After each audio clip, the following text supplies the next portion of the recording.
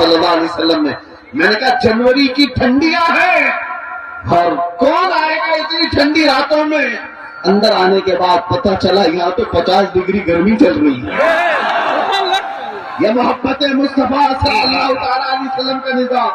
دین اسلام سے وابستگی آج بھی پیسہ نہیں چاہتی ہے. یہ مالداروں کا نظام چلایا ہوا دین نہیں ہے.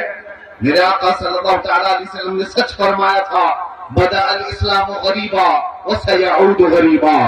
اسلام غریبوں سے شروع ہوا تھا, اجنبیوں سے شروع ہوا تھا اور غریبوں میں ہی ختم ہو جائے گا, اجنبیوں میں آ کر ختم ہو جائے گا.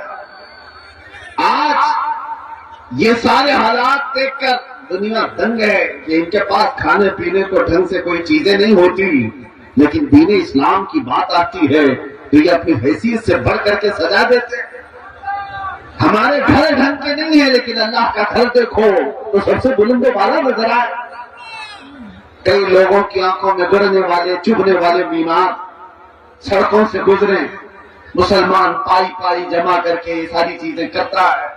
عزیزان گرامی وقار, لوگوں کو اگر آج ڈپارٹمنٹ کا, حکومت کا, سیاست کا پیسہ جن کو ملا ہے اور وہ آج بلند بام دعوے کر رہے ہیں کہ ہم نے وہ کر دیا یہ کر دیا, یہ غریب مسلمان وہ ہے جن کو کوئی نہیں پوچھتا سیاسی اعتبار سے اور کسی بھی اعتبار سے. لیکن جو کچھ بھی ہمارے پاس آج موجود ہے وہ صرف اور صرف فضل الہی سے ہے. اگر رب تبارک و تعالیٰ اس دین کا حامی و ناصر اور مددگار نہ ہوتا تو یہ درندے تو کب کے چبا چکے ہوتے ہیں. جن کے پاس لاکھوں کی شاخائیں ہیں, چڈی پہننے والے, لاٹھی ڈنڈے کی تربیت لینے والے جتنے لوگ ہیں وہ تو سب ان غربا اور مساکین کو کھا گئے ہوتے ہیں. ایک بات یاد رکھو, لوگ آج بھی ڈرے سہمے ہوئے کہتے ہیں ہم تو مائنورٹی میں ہیں, قلت میں ہیں, یہاں ہماری تعداد بہت کم ہے, یہاں ہماری تعداد بہت کم ہے, مصلحت کے ساتھ جینا ہے, یقیناً مصلحت اور حکمت کے ساتھ جینا ہے.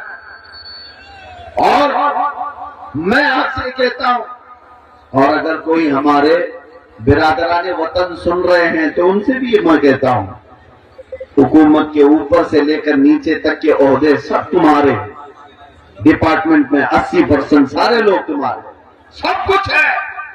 یہ جو چھوٹی سی تعداد ہے, یہ چھوٹی سی قلت ہے, دین اسلام سے وابستہ ہے, اس کو ساری دنیا اور یہ ساری بڑی طاقتیں مل کر کے مٹا کیوں نہیں پاتی؟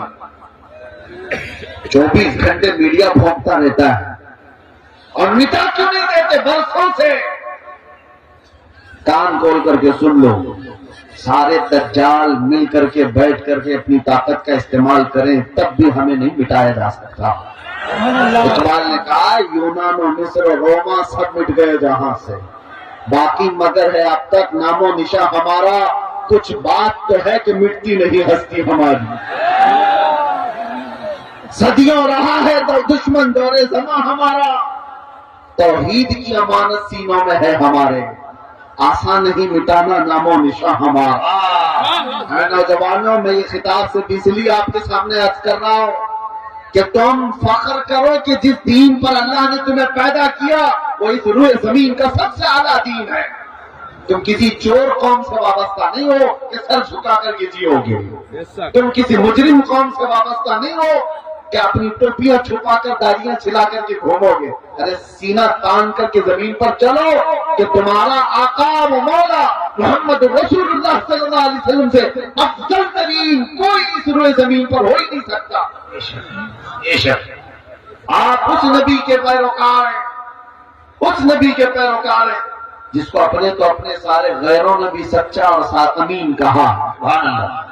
تمہیں ڈر کس بات کا ہے؟ آج دین اسلام پر اگر تم کو خود شک پیدا ہوا تو پھر تمہارا کوئی علاج کیا کرے؟